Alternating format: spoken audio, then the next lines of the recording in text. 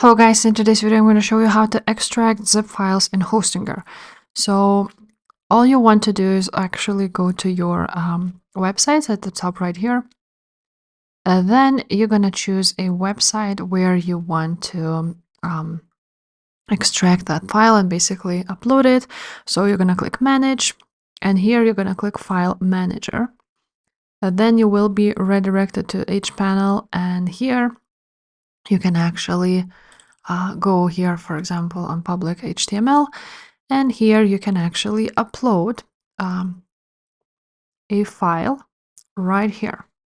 So you're gonna click File, and then you want to choose a file you want to upload. So, for example, let's choose this one. And now, as you can see, it was uploaded right here.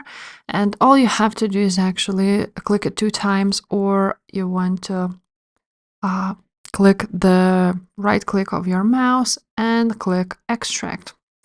And that's how you extract the file. So yeah guys, if this video was helpful, please leave a like, subscribe to this channel, and I will see you next time. Bye.